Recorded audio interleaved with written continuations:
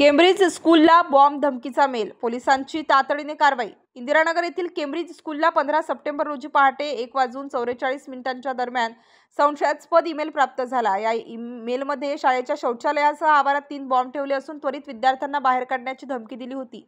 Mail मिळाल्यानंतर शाळा प्रशासनाने तातडीने इंदिरानगर पोलीस ठाण्यात तक्रार दाखल केली। पोलिसांनी खबरदारी म्हणून बॉम्ब शोध पथक व श्वान पथकाला घटनास्थळी बोलावले।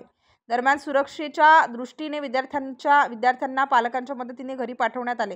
त्यानंतर शाळेची कसून तपासणी करण्यात आली, मात्र कोणतेही आक्षेपार्ह साहित्य आढळले नाही। या घटनेमुळे काही काळ परिसरात भीतीचे वातावरण निर्माण झाले होते। पोलिसांनी तातडीने प्रतिसाद देत परिस्थिती नियंत्रणात आणली। या प्रकरणी इंदिरानगर पोलीस पुढील तपास करत असून मेल कोणी व कोणत्या उद्देशाने पाठवला याचा शोध घेण्यासाठी सायबर सेलची मदत घेतली जात आहे।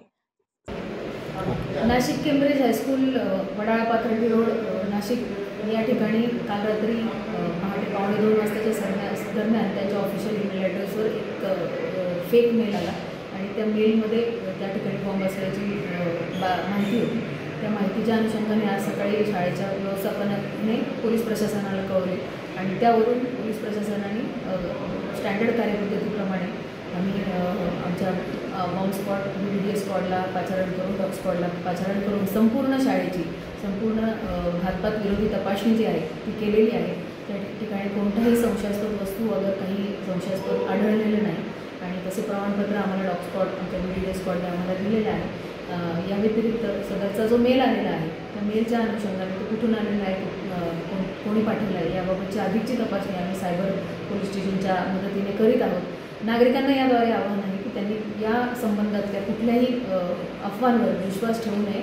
आता त्या ठिकाणी पूर्ण सुरक्षेचं वातावरण आहे, नागरिकांनी पॅनिक होऊन जाऊ नये। धन्यवाद। समस्या कशी असते की जीव वाचणं, त्याच्यामुळे आम्ही आधी मुलांना सुरक्षितरित्या खाली नेलं। उपमुख्याध्यापिका विजया रहाणे 10:30 वाजता आम्हाला मेल आला। त्याच्यानंतर लगेच तात्काळ शिक्षकांना आवाहन करण्यात आलं की मुलांना सुरक्षितरित्या मैदानावरती आणून उभं करणं।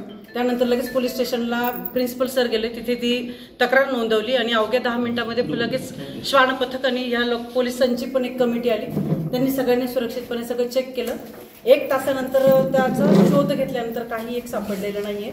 पण पुढची जबाबदारी अशी की आता मुलांना 1 तास बाहेर मुसळधार पाऊस येत होता, सुरक्षितरित्या मुलांना बसमध्ये बसवण्यात आलं। व्हॅनवाल्यांना सांगण्यात आलं की ते मुलं आहेत ती सुरक्षित 10:30 वाजता त्याच्यात सगळं आहे। व्हॅनवाल्यांनाही मुलं व्हॅनमध्येच बसवायला लावली।